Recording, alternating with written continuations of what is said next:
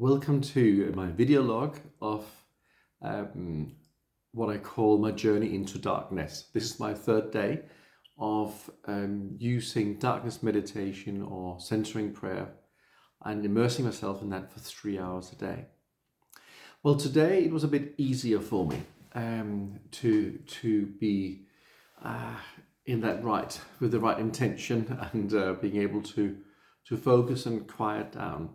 My first two sessions were relatively close to each other, and the third session was some hours later.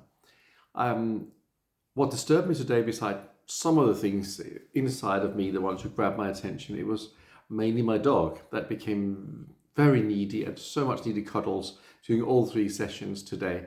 And it's quite funny. I've experienced that years ago when I had cats as well, when I did another type of meditation that one of my cats that in no way were very cuddly or anything, when I started to meditate, she would come and lie on my lap and just stay there until I finished.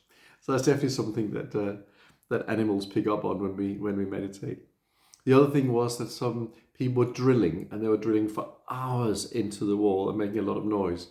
But I chose to have the attitude, as I know from hypnosis, clinical hypnosis, that use all thoughts and all things, all thoughts or all sounds, things, feelings from outside or from inside, use that to help you to focus. So I use the drilling to help me just to focus and to let go and to use my sacred word, pause, just to be in that moment.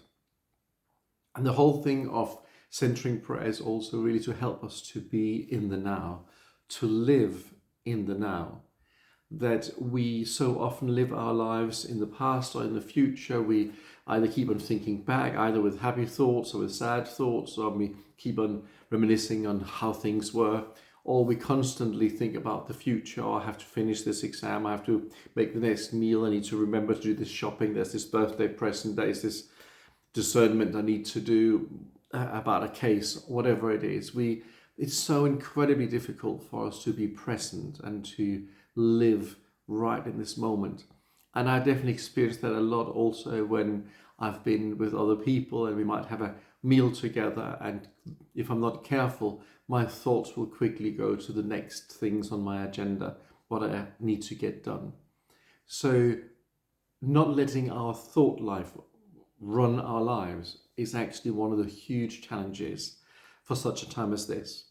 And darkness meditation definitely starts to help in that whole process of living much more in the now, as we are letting go of the different thoughts, as we're letting go of the impressions and the agendas and the judgments and all these different things. Centering prayer or darkness prayer is distinctly Christian. And that is also accomplished in different ways. One of the traditions from the old church cultures, what we know from the monks and the nuns, have often been that they would have certain kinds of Bible study. They might have certain kinds of prayers before they enter into whichever style of meditation that they're using. During this week, I have chosen to do two things. And it's not especially been how to do centering prayer, but how I approach darkness meditation. So I have chosen that this week I will read through the book of Revelation, and I do it aloud. So I read aloud from the book of Revelation. So I start each session with one chapter. And there's 21 chapters, or 22 chapters, I think it is, in the book of Revelation. So it roughly works with this week of having 21 sessions. And in this situation, I use Tom Wright's version because it's quite easy to actually to read and to speak out aloud. So that goes very well. And first I actually thought I wanted to do the Gospel of John. But as I get closer and closer to this week, it was clear to me that I should do something different. And I thought, well, why not do the book of Revelation? It is such a interesting and weird and wonderful book. But because exactly that I'm not through darkness meditation trying to solve all the issues and all the symbols, it means that I can just read aloud a chapter and let it live in me. And as I go through a week, I'm going through the whole book of Revelation, and I just get the experience of the book. And maybe I can glean some wisdom from the book, much more than something where I try to find a solution or what this symbol might mean. Because if there's one thing that we really need to try to capture from the Bible, it's the wisdom of the Bible, much more than any very specific dogmatic kind of thought. So one thing I do is I start reading a chapter aloud. The second thing is, which I have taken from Quaker meditation, which is a light meditation, where you often use 1 or 2 minutes to settle in. So that is definitely what I do here as well. So the kind of things that are on my mind that I maybe normally would pray about and use a lot of words to pray about, I will bring with me and into centering prayer. So I just mention them, that this person is on my mind, or I know this person is ill, or I may need to make that decision or whatever, and then let go of it. So I'm acknowledging that this is filling up my mind, my life, my being at the moment. And so I'm not kind of forcing it away from myself or saying that I'm not allowed to think about it, but I'm just taking it in a way with me into centering prayer, into darkness meditation, by just mentioning it and then letting go of it just for now. I know that in an hour I can pick it up again, I can consider it again and all this, but for 1 hour I will let go of these things that otherwise right now for me is really, really important.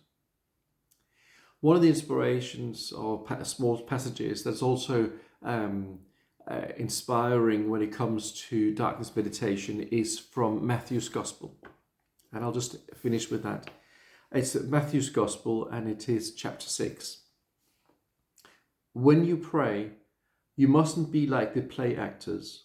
They love to pray standing in the synagogues and on the street corners so that people will notice them. I'm telling you the truth. They have received their reward in full. No. When you pray, go into your own room, shut the door, and pray to your Father who is there in the secret, and your Father who sees in secret will repay you. When you pray, don't pile up jumbled heaps of words. That's what the Gentiles do. They reckon that the more they say, the more likely they'll be heard. So don't be like them. You see, your Father knows what you need before you ask him. And I think that is also the beauty of darkness meditation, is that we just let go of all these words, all these worries, all this begging, God, please, please, please, please, please do something. And this person has been a nice person, so do something. We let go of all that because God already knows what's on our heart. And we let go, not to say that God just has to solve everything and we cannot become lazy or despondent, but just to say, I'm aware of it. Lord, you are aware of it. And for a moment, we'll just let it be. So thank you for listening, and I thank you for joining me in this journey into darkness.